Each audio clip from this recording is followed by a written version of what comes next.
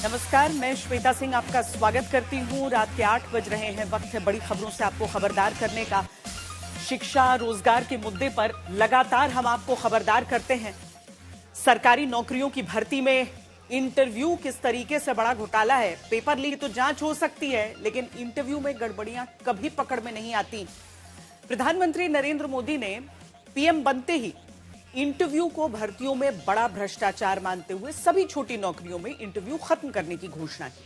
सभी राज्यों को इंटरव्यू खत्म करने के लिए पीएमओ से चिट्ठी लिखी गई, लेकिन राजस्थान में प्रधानमंत्री मोदी की न तो पिछली सरकार ने सुनी बीजेपी की, न कांग्रेस की, और अब भजनलाल सरकार भी पीएम की बात नहीं सुन रही। आग्रह करता हूं राज्य सरकारों को, मैं आग्रह करता हूं सरकार के मेरे सभी साथियों को कि हम छोटी छोटी नौकरियों से ये इंटरव्यू हो सके उतना जल्द बंद करें। मेरिट के आधार पर दें। नरेंद्र मोदी ने प्रधानमंत्री बनते ही लाल किले से छोटी नौकरियों की भर्ती से इंटरव्यू को खत्म करने का ऐलान किया था। सरकार ने सारी प्रक्रियाएं पूर्ण कर ली और केंद्र सरकार के ग्रुप डी, ग्रुप सी और ग्रुप बी के नॉन गैजेटेड पदों में अब भर्ती के लिए साक्षात्कार नहीं होगा, इंटरव्यू नहीं होगा। फिर मन की बात में घोषणा भी कर दी और चुनाव में इसे अपनी सरकार का बड़ा काम बताया। एग्जाम का जो रिकॉर्ड होगा वो कंप्यूटर में डाल दिया जाएगा और कंप्यूटर तय करेगा कि पहले 100 कौन है, पहले 200 कौन है, पहले 1000 कौन से हैं, और कोई इंटरव्यू नहीं होगा, सीधा सीधा उसको ऑर्डर चला जाएगा भाइयों। लेकिन चौंकाने वाली बात यह है कि प्रधानमंत्री मोदी के बार बार इस ऐलान के बावजूद राजस्थान की बीजेपी सरकार में ठीक उसका उल्टा हो रहा है। साल 2018 और 2021 के सब इंस्पेक्टर भर्ती परीक्षा में इंटरव्यू में जमकर भ्रष्टाचार हुआ और अब 2025 के सब इंस्पेक्टर भर्ती परीक्षा में इंटरव्यू होने जा रहा है। मोदी की घोषणा के बाद दिल्ली पुलिस में 2016 और यूपी में 2017 में सब इंस्पेक्टर भर्ती परीक्षा में इंटरव्यू खत्म हो चुके। इसके बाद देश के सभी राज्यों और केंद्र शासित प्रदेशों में सब इंस्पेक्टर भर्ती परीक्षा समेत ग्रुप डी, ग्रुप सी के सभी भर्तियों और ग्रुप बी के ज्यादातर भर्तियों में इंटरव्यू खत्म हो गए। खुद प्रधानमंत्री कार्यालय के केंद्रीय मंत्री जितेंद्र सिंह अक्टूबर 2020 में सभी राज्यों के मुख्यमंत्रियों को इसके लिए चिट्ठी लिख चुके हैं। फिर भी राजस्थान में अब तक इंटरव्यू बंद नहीं हुआ। इसकी वजह से जो ईमानदार छात्र हैं वो परेशान हैं। विश्वेंद्र का सब इंस्पेक्टर भर्ती परीक्षा 2018 के लिखित परीक्षा में 75% नंबर आए थे, लेकिन इंटरव्यू में केवल 50 में से 19 नंबर आए थे। इंटरव्यू के मिनिमम नंबर नहीं आने पर फेल के नियम भी राजस्थान में ही है। इस बार फिर से सब इंस्पेक्टर भर्ती परीक्षा 2025 में इसका चयन हुआ है, लेकिन इंटरव्यू को लेकर डरा हुआ है। मैं तो एक साधारण स्टूडेंट की भांति कॉमन सेंस से जो भी जवाब दिया वो उसके अनुसार उन्होंने मात्र 19 नंबर दिए, जिसके कारण मेरा अंतिम रूप से चयन नहीं हो पाया था भर्ती में उसमें। और बाकी सब इंस्पेक्टर भर्ती में एक मिनिमम क्राइटेरिया नंबर का भी है कि आपके 50 में से 36 नंबर नहीं आएंगे तो आपको फेल कर दिया जाएगा, आप पूरी वैकेंसी से डिबार हो जाओगे। तो मेरा माननीय मुख्यमंत्री जी से निवेदन है कि आप कृपया इस एसआई भर्ती से इंटरव्यू प्रोसेस खत्म करें ताकि बच्चों को भी रिलीफ मिले और प्रक्रिया भी तेजी से हो। सुनील का चयन भी सब इंस्पेक्टर भर्ती परीक्षा 2021 में हुआ था, लिखित परीक्षा में, लेकिन इंटरव्यू में 17 नंबर देकर फेल कर दिया। सब इंस्पेक्टर भर्ती परीक्षा 2021 पेपर लीक की वजह से रद्द हो गया था, तो दोबारा इसका चयन सब इंस्पेक्टर भर्ती परीक्षा 2021 और सब इंस्पेक्टर भर्ती परीक्षा 2025 दोनों में लिखित परीक्षा में चयन हुआ है, लेकिन इंटरव्यू का डर सता रहा है। आप ये इंटरव्यू प्रक्रिया खत्म कर दीजिए। और रही बात इसमें आप क्या करते हो, जो अर्श पे बैठा है, रिटर्न मार्क्स लाख में अर्श पे बैठा है, उसको तो आप फर्श पे ले आते हो और फर्श वाले को आप अर्श पे ले जाते हो। तो इस चीज को खत्म करके आप जो सिलेक्शन प्रोसेस है उसको पारदर्शी, ईमानदार और सत्य पे जो रियल कैंडिडेट है उनको सिलेक्शन देने के लिए ये सबसे बड़ा कदम उठाने का सबसे अच्छा मौका है माननीय मुख्यमंत्री जी के पास। मतलब राजस्थान में वही हो रहा है जिसका जिक्र प्रधानमंत्री ने कभी लाल किले तो कभी मन की बात में किया। जब नौकरी के लिए इंटरव्यू का कॉल आता है वो नौजवान किसी को ढूंढता है कि भाई मेरा रेलवे में इंटरव्यू आया है, टीचर में इंटरव्यू आया है, प्यून का इंटरव्यू आया है, ड्राइवर का इंटरव्यू आया है, कोई सिफारिश के लिए किसके पास जाए। विधवा माँ भी सिफारिश के लिए जगह छोड़ी। क्यों? क्योंकि हमारे यहां मेरिट से भी ज्यादा इंटरव्यू के कारण व्यक्ति के साथ न्याय और अन्याय के खेल खेले जाते हैं। हैरत की बात है कि राजस्थान हाईकोर्ट चपरासी भर्ती परीक्षा में भी 100 में से 15 नंबर का इंटरव्यू रखा है। राजस्थान में लंबे समय से छात्र 16 भर्ती परीक्षाओं में केंद्र और दूसरे राज्यों के तौर पर इंटरव्यू खत्म करने की मांग कर रहे हैं। छात्रों का कहना है कि हम इस मांग को लेकर सरकार के सभी मंत्रियों और अधिकारियों से मिल लिए, लेकिन कोई नहीं सुनता। साक्षात्कार एक अंधा कुआं है, इसमें धांधली होने का जो है बहुत ज्यादा खतरा रहता है। जो अभ्यर्थी मेहनत करता है उसको एक डर लगा रहता है कि मुझे जो मेरी मेहनत का फल है वो मिलेगा कि नहीं मिलेगा, क्योंकि किसी को कितने नंबर मिल रहे हैं, किस आधार पे मिल रहे हैं, उसका कुछ पता नहीं होता। आदमी जब एग्जाम देता है तो वो OMR को तो चेक करवा लेता है, वहाँ OMR उसके सामने रहती है कि भाई मैंने क्या किया है, लेकिन इंटरव्यू के अंदर रूम में जाकर वो क्या बोल रहा है और किस आधार पे उसको नंबर दिए जा रहे हैं, उसका कोई क्राइटेरिया फिक्स नहीं होता।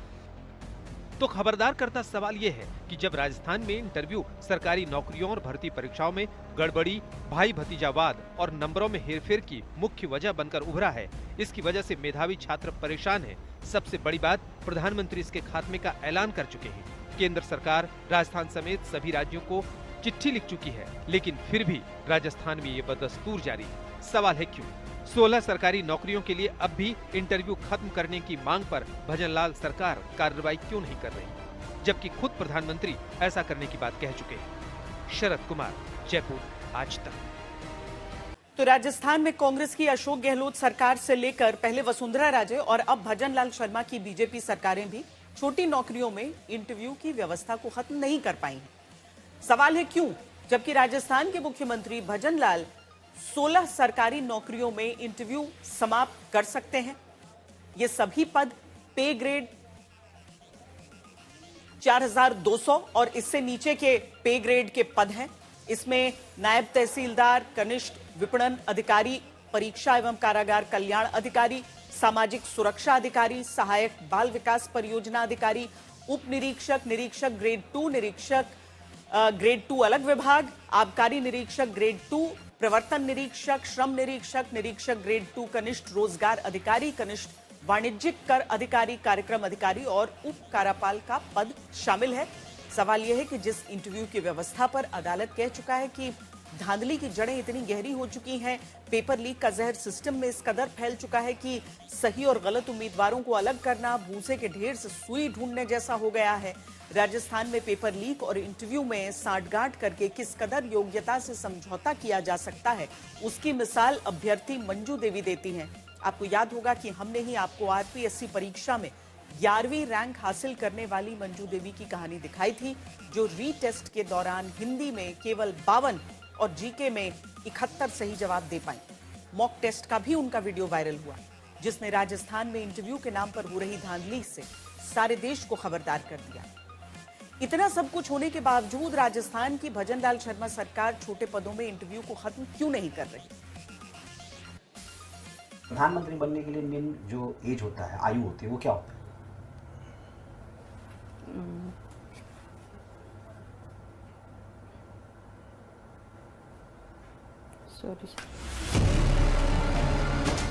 मंजू देवी याद है आपको? वो अभ्यर्थी जिसने SI भर्ती 2021 की परीक्षा में 11वीं रैंक हासिल की, लेकिन वो एक मॉक इंटरव्यू में आसान से सवालों का जवाब नहीं दे पाई। होम डिपार्टमेंट के उसके मंत्री कौन है अभी? मंत्री सर, सॉरी। पुलिस का मुखिया कौन होता है? पुलिस का मुखिया सबसे हेड कौन है? उस पोस्ट का नाम जानना चाह रहे हैं।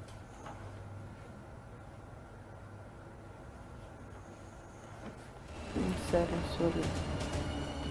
सवाल उठे कि जो मंजू देवी साधारण से सवालों का जवाब नहीं दे पाई, वो परीक्षा के टॉपरों में कैसे आ गई?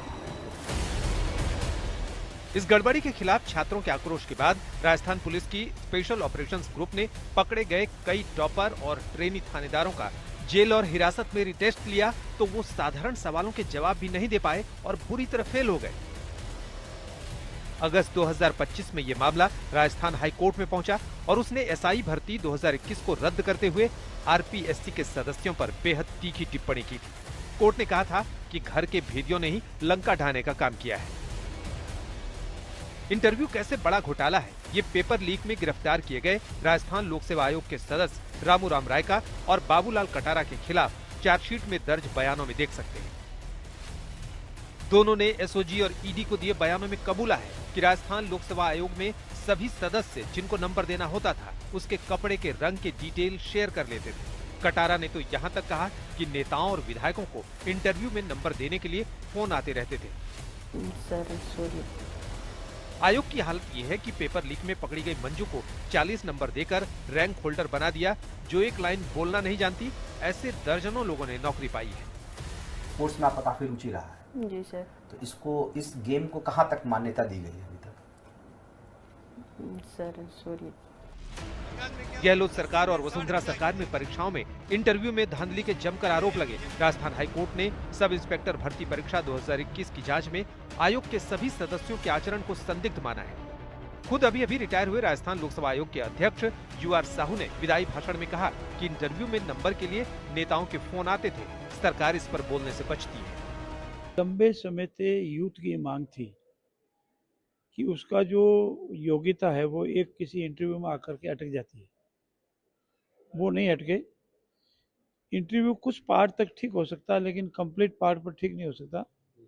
और माननीय प्रधानमंत्री जी को मंशा है, उसका भी राजस्थान सरकार की हितायोग के इसमें पूरा एग्जामिन करके सबके हित का जो निर्णय होगा वो निर्णय करने में कोई हिचकिचाएगा नहीं, शीघ्र निर्णय करेगा। सबसे गंभीर बात है कि इंटरव्यू लेने वाली संस्था राजस्थान लोक सेवा आयोग में 10 सदस्यों में से केवल 5 हैं। अध्यक्ष भी कार्यवाहक हैं और सचिव भी आज रिटायर कर गए। राजस्थान कर्मचारी चयन बोर्ड में 4 सदस्यों में 2 का पद लंबे समय से खाली है। ऐसे में बाहरी व्यक्तियों से इंटरव्यू का काम कराया जा रहा है।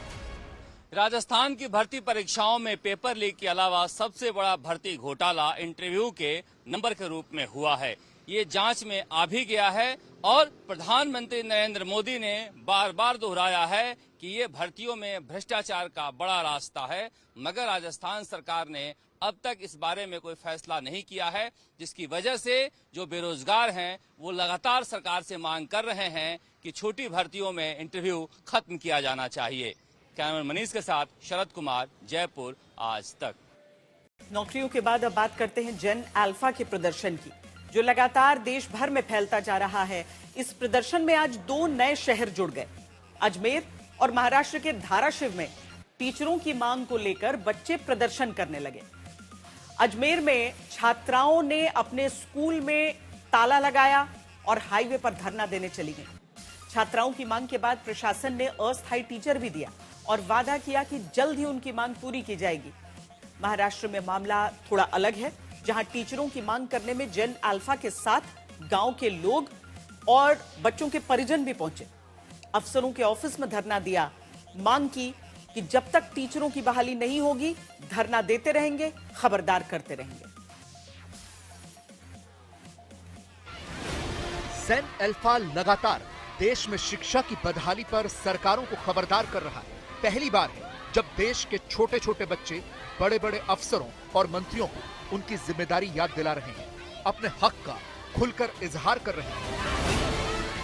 जेन अल्फा के इस अभियान में आज अजमेर के बच्चों की बात है, जिन्होंने शिक्षकों की कमी से तंग आकर स्कूलों में ताला जड़ दिया, हाईवे जाम कर दिया। शिक्षा के अधिकार को लेकर देश में अफसरों और नेताओं के मुंह से आपने खूब भाषण सुने होंगे, लेकिन हकीकत सबको पता है।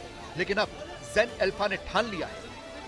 और हमारे 5 सालों से मैथ की टीचर नहीं है। हमारी स्कूल 2 साल पहले 12th तक हो चुकी है, लेकिन अभी तक एक भी लेक्चरार नहीं आया है। और हमें संस्कृत, विज्ञान और बहुत सारे 2-3 लेक्चरार भी चाहिए और हमारे जल्द से जल्द टीचर लगाओ। अजमेर की सरवाड़ तहसील के सापला गांव की ये छात्राएं शिक्षकों की कमी के खिलाफ इस तरह लामबंद होकर नारेबाजी करेंगी, शहर के लोगों और खुद इनके माता पिता और अफसरों ने सपने में भी नहीं सोचा हो। इन छात्राओं का कहना है कि 2 साल पहले स्कूल को 12वीं तक का कर दिया गया, लेकिन अभी तक लेक्चरर की नियुक्ति नहीं हो सकी। इसके अलावा स्कूल में पिछले 5 सालों से गणित का कोई स्थायी टीचर भी नहीं है। इसके अलावा विज्ञान और संस्कृत के टीचर्स की भी कमी है। बार बार शिकायत के बाद भी जब इनकी सुनवाई नहीं हुई तो ये सड़क पर उतर आए। लेकिन अब जेन अल्फा ने ठान लिया है कि वो अब जमीनी हकीकत बदल कर रहे हैं। हमें डिपोटेशन पे टीचर नहीं चाहिए, हमें हमारे परमानेंट टीचर चाहिए। ये रोड जाम जब तक नहीं खुलेगा जब तक हमारे टीचर नहीं आते। मामले ने तूल पकड़ा तो सालों से शिक्षकों की मांग पर सुस्ती दिखा रहा जिला प्रशासन और शिक्षा विभाग तुरंत हरकत में आया। जिला कलेक्टर लोकबंधु ने बताया कि छात्राओं की मांगों की सूचना मिलते ही सीडीईओ, एसडीएम और तहसीलदार को तुरंत मौके पर भेजा गया। छात्राओं की जो भी डिमांड थी उसको सुनने के लिए सीबीओ को, एसडीएम को, तहसीलदार को तुरंत हमने मौके पे भेजा और जैसे ही सूचना मिली ये लोग सभी मौके पे गए और छात्राओं से उन्होंने चर्चा की और क्या वहाँ की आवश्यकता है, क्या डिमांड है, उसके बारे में जब चर्चा हुई तो सामने आया कि कुछ विषय के जो शिक्षक थे उनको लेकर जो रिसेंट जो ट्रांसफर्स हुए हैं उसमें काफ़ी लोग ट्रांसफर्स इन एंड आउट हुए हैं डिस्ट्रिक्ट से, उससे कुछ स्कूल हमारे जरूर उससे प्रभावित हुए हैं कि वहाँ जो अध्यापक की कमी थी जिसको लेकर के बच्चियों ने तालाबंदी करी और अभिभावक भी उनके साथ में थे। जो बच्चों की मांग थी, जिन शिक्षकों की मांग थी उनकी पूर्ति कर दी। उन तत्काल प्रभाव से 3 अध्यापकों को लगा दिया है और 2 व्याख्याता है ज्योग्राफी और संस्कृत के, इसके लिए मेरे पास सूचना भिजवाई गई है। तो विरोध होने पर तत्काल 3 टीचर्स को भेज दिया गया, लेकिन छात्राओं की मांग स्थायी शिक्षकों की है, इसलिए अगर छात्राओं की मांग जल्द पूरी नहीं हुई तो कभी भी ये दोबारा प्रदर्शन कर सकती हैं। ज़ेन अल्फा का प्रदर्शन राजस्थान से आगे महाराष्ट्र तक पहुंच चुका है, जिसके धाराशिव में ज़ेन अल्फा का साथ देने के लिए उनके माता पिता भी धरने पर बैठ गए हैं। यानी अभी तक सिर्फ बच्चे ही विरोध कर रहे थे, लेकिन धाराशिव में परिजनों ने उनका साथ देकर नए चलन की शुरुआत कर दी है। महाराष्ट्र के धाराशिव की परंडा तहसील का सोनारी स्थित जिला परिषद माध्यमिक विद्यालय, जहां यह विरोध पिछले 4 सालों से शिक्षकों और अन्य कर्मचारियों के पद रिक्त होने के खिलाफ हो रहा है। इसमें एक तरफ विद्यार्थी हैं तो दूसरी तरफ अभिभावक और गांव के लोग। गुरुवार को स्कूल पर ताला लगाने के बाद छात्र और अभिभावक जिला परिषद के मुख्य कार्यकारी अधिकारी और शिक्षा अधिकारी के कार्यालय के सामने धरने पर बैठ गए। देश भर के बाकी राज्यों की तरह यहाँ भी ज़ेन अल्फा की मांग शिक्षकों को लेकर थी। और ऐसा बोलते हैं कि बेटे बचाओ बेटे पढ़ाओ, यहाँ पर सिर्फ बेटी बचाओ हो गया, पर बेटी पढ़ाओ उसका क्या होगा? हमको गुरु नहीं है सिखलाने के लिए, तो हमें एक माध्यमिक का गुरु चाहिए और विज्ञान और गणित के लिए चाहिए, क्योंकि आगे हमें भविष्य में उस जो विषय है उसमें आगे बढ़े और इसलिए हमें माध्यमिक का गणित विज्ञान के लिए शिक्षक चाहिए। अब आप ही सोचिए, जब स्कूल में गणित और विज्ञान का ही टीचर नहीं होगा तो क्या ही पढ़ाई होगी। इस धरने के बाद अब अफसर अस्थायी टीचर देकर बीच का रास्ता निकालने की बात कर रहे हैं। हमने तुरंत एक यहाँ पे एक मार्ग निकालने की हमने कोशिश की और जब तक नई पद भर्ती नहीं होती तब तक के लिए हमने गणित और विज्ञान के लिए एक शिक्षक की उपलब्धि वहाँ पर कर दी है और आशा है कि विद्यार्थियों का ये जो आंदोलन था उसका ये सॉल्यूशन देने का हमने प्रयास किया। भारत की विडंबना देखिए, ज़ेन अल्फा टीचरों की मांग की वजह से पढ़ने के बजाय प्रदर्शन को मजबूर है, वहीं ज़ेन जी नौकरियों के लिए भटक रहा है। सरकारें पेपर लीक तक नहीं रोक पा रही, लेकिन शिक्षा को लेकर समस्या यहीं खत्म नहीं होती। भारत में यूं तो हर चीज के लिए लाइन में लगना पड़ता है, लेकिन तेलंगाना के स्कूल में ये लाइन टॉयलेट के लिए है। तेलंगाना के मंजुलापुर के इस स्कूल में 250 छात्र और छात्राएं पढ़ते हैं, जिनमें से 130 छात्राएं हैं जिन्हें हर रोज स्कूल आने पर इसी तरह से टॉयलेट के लिए लाइन में खड़े होकर समय बर्बाद करना पड़ता है, क्योंकि स्कूल में सिर्फ एक टॉयलेट है। छात्र तो खुले में टॉयलेट कर आते हैं, लेकिन छात्राओं को इस तरह लाइन में खड़े होना पड़ता है। गौर करने वाली बात यह है कि इस स्कूल में मिड डे मील से लेकर पीने के पानी की व्यवस्था पहली नजर में ठीक ठाक लगती है, लेकिन टॉयलेट मानो प्रशासन की प्राथमिकता न हो। स्कूल कर्मचारियों का कहना है कि इस मामले को कई बार अफसरों के आगे उठाया गया, लेकिन उनकी शिकायत पर कोई तवज्जो नहीं दी गई। सवाल यह है कि क्या यहाँ भी प्रशासन ज़ेन अल्फा के प्रदर्शन के बाद ही जागेगी? स्कूलों के बुनियादी ढांचे का मुद्दा हर राज्य की समस्या है। उत्तराखंड के टिहरी जनपद के भिलंगना ब्लॉक के सरकारी स्कूल में पिछले 2 सालों से एक शिक्षक के भरोसे 72 बच्चों का स्कूल चल रहा था। नियमित शिक्षक की कमी से छात्र परेशान हो रहे थे। ज़ेन अल्फा ने देश भर में खबरदार करना शुरू किया तो यहाँ भी असर होता दिखा और शिक्षा विभाग ने 2 शिक्षकों की व्यवस्था कर दी।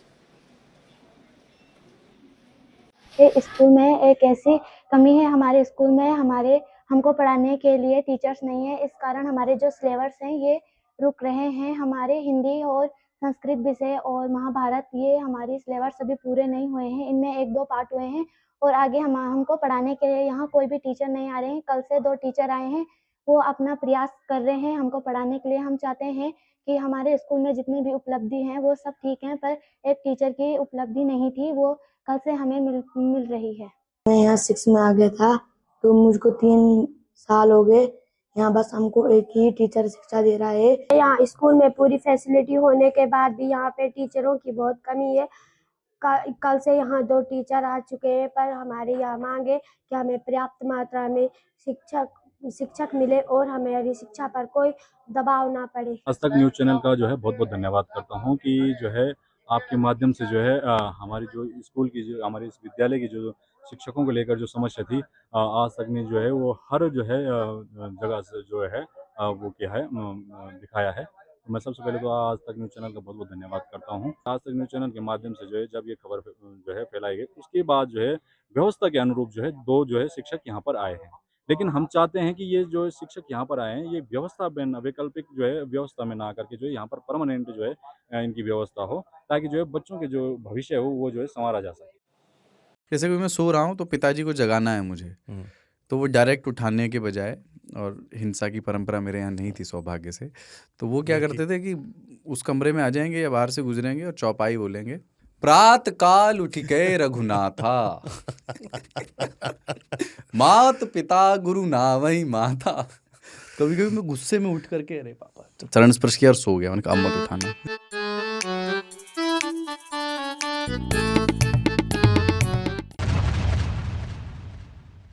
आज तक लगातार देश भर के स्कूलों की हालत से देश को खबरदार कर रहा है। इस कड़ी में आज हम आपको उत्तर प्रदेश के स्कूलों का रियलिटी चेक दिखाएंगे। यूपी देश का सबसे बड़ा राज्य है। यहाँ पर पढ़ने वाले बच्चे किस हाल में पढ़ रहे हैं, इसकी ग्राउंड रिपोर्ट हमने तैयार की है, जिसमें लखनऊ के आसपास के स्कूलों पर जाकर पड़ताल की।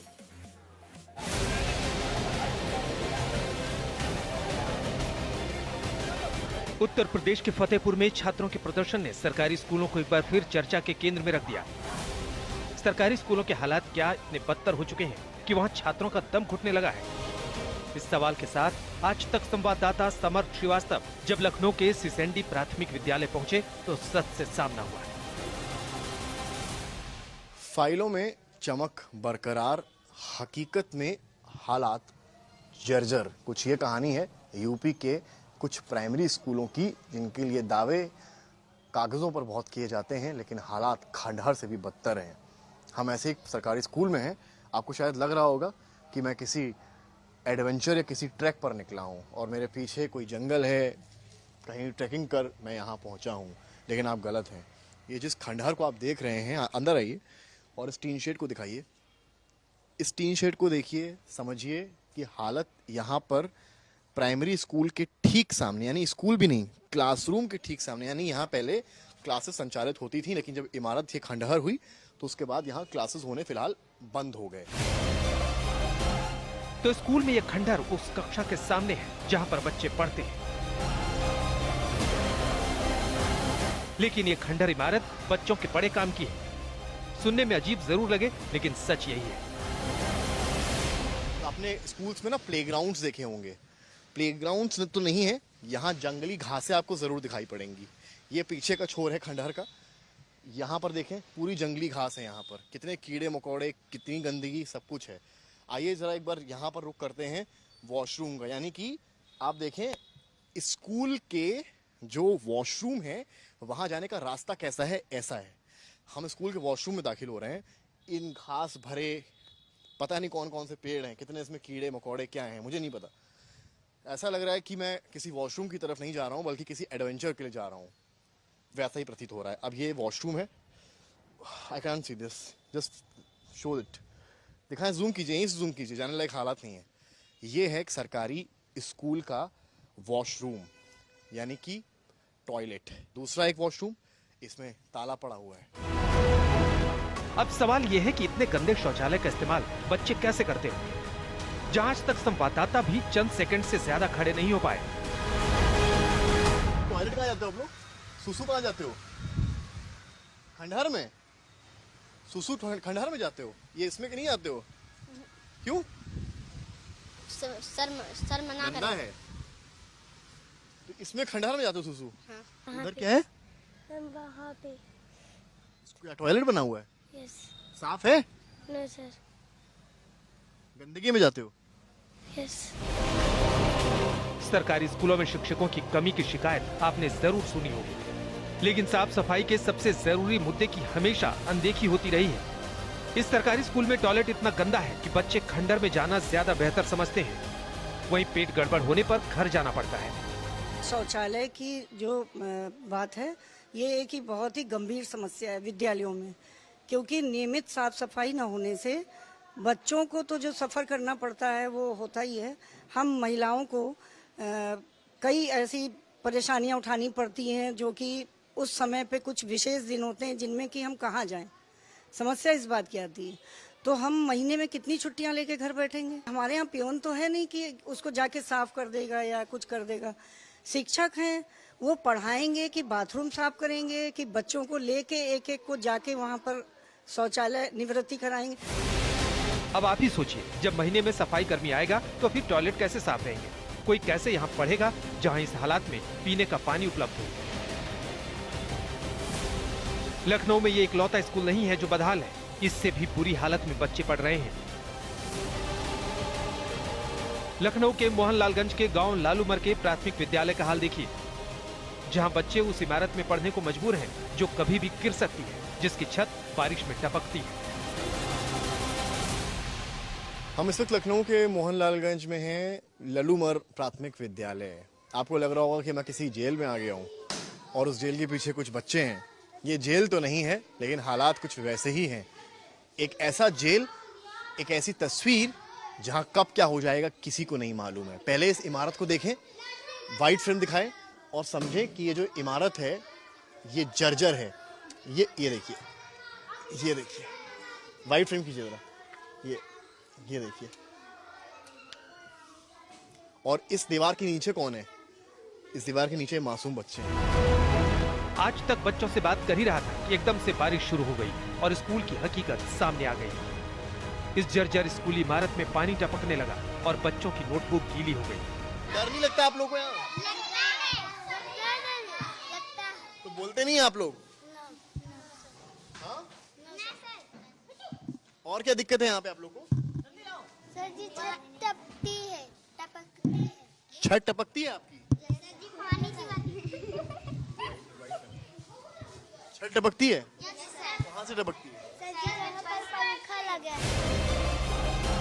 आखिर राजधानी लखनऊ में जर्जर होते स्कूलों में बच्चों को क्या पढ़ाया जा रहा है, इसे लेकर हमने बीएससी लखनऊ विपिन कुमार को खबरदार किया।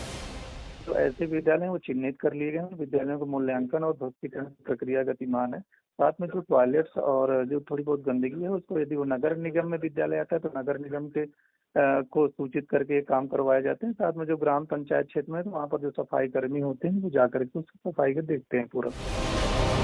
हर बार स्कूलों की दुर्दशा के खुलासे पर जिम्मेदार अधिकारी इसी तरह कार्रवाई करने का भरोसा देते हैं, लेकिन सवाल ये है कि इसकी नौबत आती ही क्यों है। समर श्रीवास्तव, लखनऊ, आज तक। तो फाइलों में भले ही स्कूलों को चमकदार बताकर अफसर चैन की नींद सो रहे हों, लेकिन आपने देखा कि लखनऊ के आसपास ही स्कूलों की क्या हकीकत है। शौचालय से लेकर पीने के पानी की सुविधाओं का बुरा हाल है। लेकिन क्या सभी सरकारी स्कूलों का ये हाल है? आज तक की टीम को कुछ स्कूलों में उम्मीद से बेहतर काम भी दिखा। ब्लैक बोर्ड की जगह एलईडी पर पढ़ते बच्चे दिखे।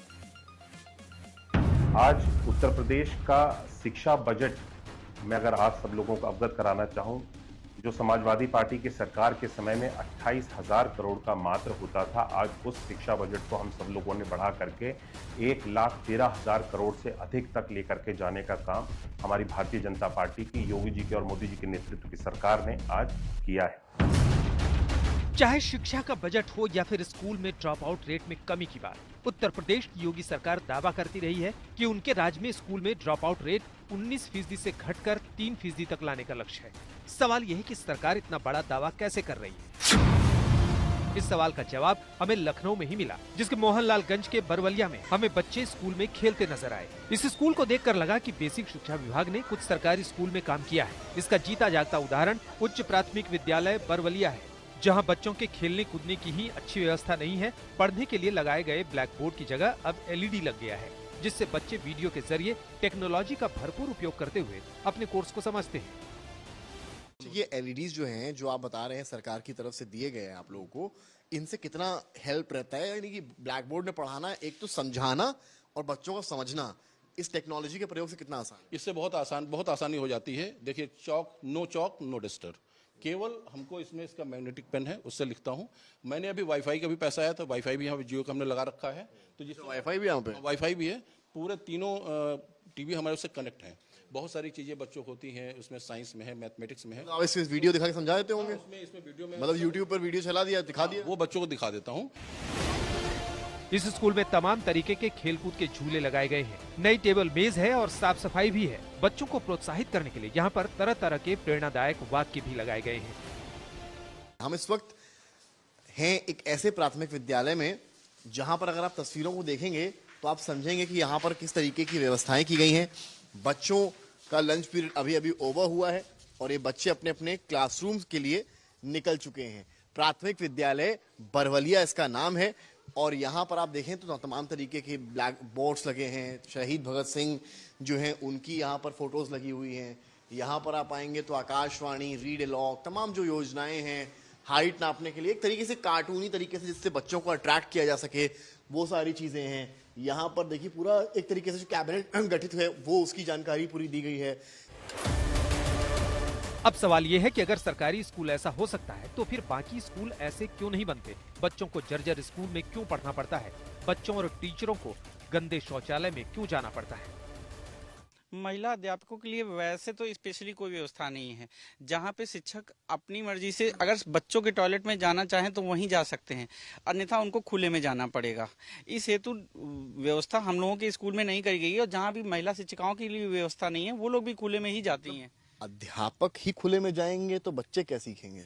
हाँ, इसमें थोड़ा सा तो हम लोगों को भी शर्मिंदा होना पड़ता है कि हम लोगों का मन नहीं करता, फिर भी हम लोगों को जाना पड़ता है कई बार शिक्षकों को। सवाल यह है कि इन स्कूलों का बजट कहां चला जाता है? क्या इसमें भी खेल होता है? इसलिए बच्चों और शिक्षकों को बुनियादी चीजें नहीं मिल पाती हैं। ये समस्या हमने देखी, इस समस्या के लिए 3 साल से लगातार लड़ रहा हूँ, 3 साल से, और हमने इसके लिए कितने पत्र लिखे हैं, हर पत्र का जवाब कुछ ना कुछ घुमा के दे देते हैं।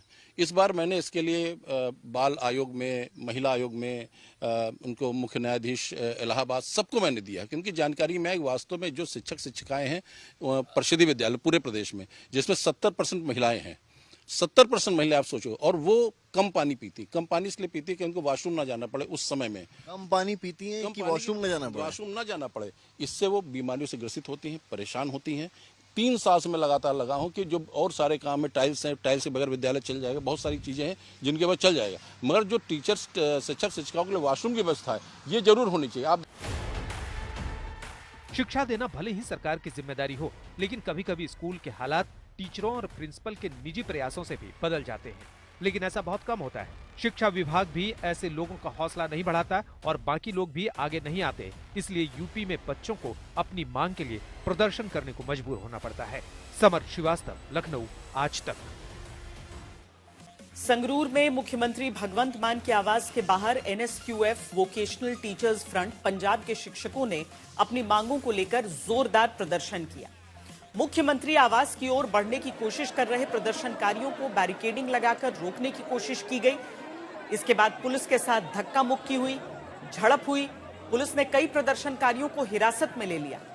शिक्षकों का आरोप है कि उन पर लाठियां चलाई गई। प्रदर्शनकारी पिछले 12 सालों से आउटसोर्सिंग के जरिए सेवाएं दे रहे शिक्षकों को नियमित करने, शिक्षा विभाग में मर्ज करने, आउटसोर्सिंग व्यवस्था खत्म करने और वेतन बढ़ाने की मांग कर रहे हैं। उन्होंने चेतावनी दी है कि मांगे पूरी न होने पर आंदोलन पूरे पंजाब में तेज किया जाएगा। संसद में भले ही anti paper leak bill pass हो गया हो, लेकिन हंगामा खत्म होने का नाम नहीं ले रहा। अब दोनों पक्ष एक दूसरे के खिलाफ विशेषाधिकार हनन की शिकायत लेकर पहुंचे।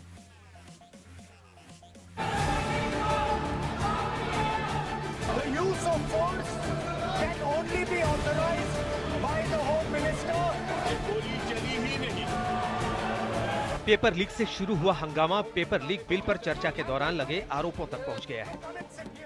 पहले अनुराग ठाकुर ने राहुल गांधी के खिलाफ विशेषाधिकार हनन का नोटिस दिया, जिसके बाद केसी वेणुगोपाल ने जितेंद्र सिंह के खिलाफ विशेषाधिकार हनन का प्रस्ताव स्पीकर को भेज दिया। अनुराग ठाकुर की ओर से दिए गए प्रस्ताव में कहा गया कि रूल 352 का उल्लंघन कर राहुल गांधी ने असंसदीय शब्दों इडियट और अंधभक्त का इस्तेमाल किया। रूल 353 का उल्लंघन कर केंद्रीय गृह मंत्री के खिलाफ गंभीर निराधार आरोप लगाए और मोशन से हटकर टिप्पणियां की। उधर जवाब में आए कांग्रेस के प्रस्ताव में कहा गया कि कोई गोली नहीं चलने का झूठा दावा कर मंत्री ने जानबूझकर संसद को गलत जानकारी दी और सदन को गुमराह किया।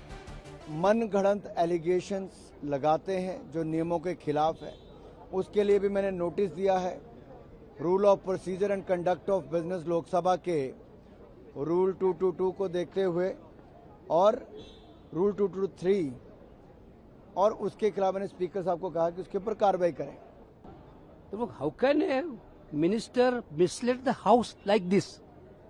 Students know about it, nation know about it, now he is telling this is not used. उधर संसद के दोनों सदनों में बिल पास हो गया, जिसके बाद अब राष्ट्रपति का हस्ताक्षर होना बाकी है, जहां पीएम मोदी ने पोस्ट करके अब पेपर लीक पर सख्त कार्रवाई का भरोसा दिया है।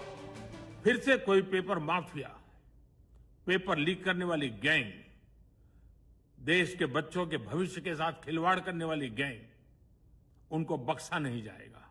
दोनों सदनों ने इस कठोर कानूनों वाले, प्रावधानों वाले इस बिल को पास कर दिया है।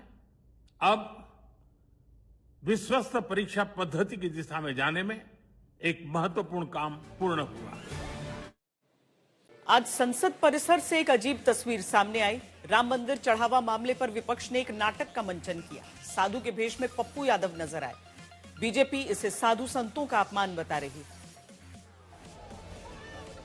संसद परिसर में अयोध्या चंदा चोरी का मुद्दा विपक्ष ने नाटक का मंचन करके उठाया, जहां पप्पू यादव साधु के भेष में दान पेटी के साथ पहुंचे, जिसमें राहुल गांधी समेत विपक्ष के नेताओं ने सांकेतिक चंदा डाला, जिसके बाद पप्पू यादव दान पेटी लेकर भागने की कोशिश करते हैं, जहां उन्हें अयोध्या से आने वाले समाजवादी पार्टी के सांसद अवधेश प्रसाद पकड़ते हैं।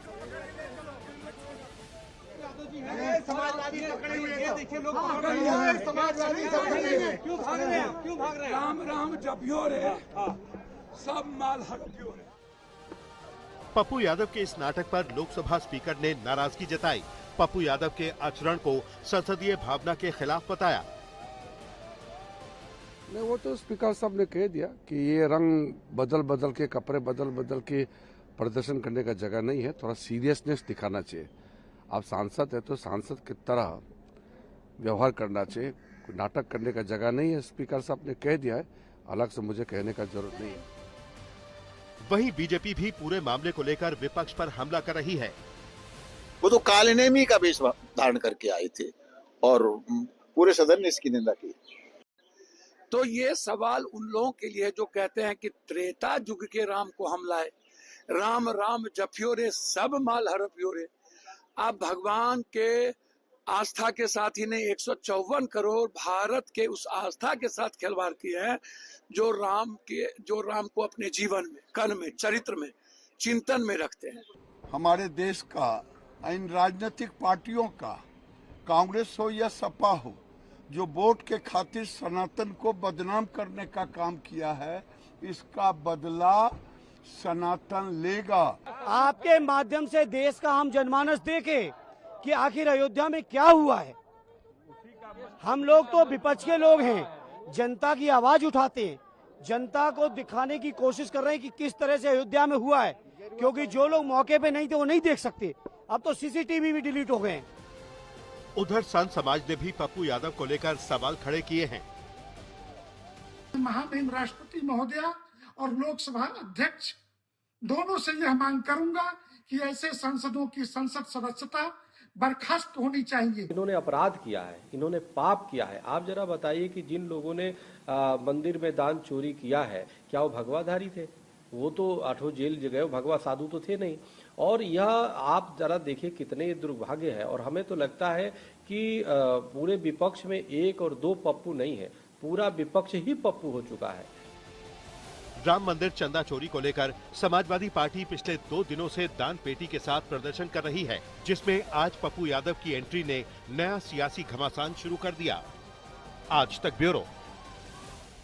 मध्य प्रदेश में समर्थन मूल्य पर गेहूं खरीदी के नाम पर करोड़ों रुपए की सरकारी रकम हड़पने का बड़ा खेल उजागर हुआ है। फर्जी किसान बनाकर सरकारी सिस्टम को ऐसा चूना लगाया गया कि करोड़ों रुपए का भुगतान भी हो गया और किसी को भनक तक नहीं लगी। फिलहाल मध्य प्रदेश के 2 जिलों में ऐसे फर्जी किसानों पर कार्रवाई की शुरुआत हो गई। संतोष है कि देश भर में सर्वाधिक गेहूं खरीदी का किसानों से रिकॉर्ड किसी सरकार के द्वारा बनाया गया तो मध्य प्रदेश सरकार द्वारा बनाया गया है। मोहन यादव देश में सबसे ज्यादा गेहूं की खरीद अपने राज्य में करवाने से खूब गदगद दिखे। मध्य प्रदेश सरकार ने इस साल 13,41,000 किसानों से एमएसपी पर करीब 104,22,000 मीट्रिक टन गेहूं खरीदा, जो पिछले 10 सालों में सबसे ज्यादा है। लेकिन इस खरीद के रिकॉर्ड की गंगा में कई ठगों ने किसान बनकर अपने हाथ धो लिए और एमएसपी पर गेहूं बेचकर सरकार को करोड़ों रुपए की चपत लगा दी। अब करोड़ों रुपए फर्जी किसानों को बांट देने वाली सरकार फर्जी किसानों और उनसे सांठगांठ वाले सरकारी कर्मचारियों को ढूंढ रही है।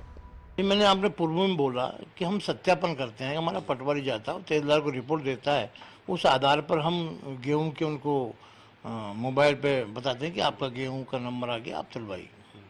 उसमें कहीं न कहीं पटवारियों का लापरवाही रही और एक तरह से जो आपने कहा मैं उसे भी स्वीकार करता हूं कि कहीं न कहीं बदमाशी रही।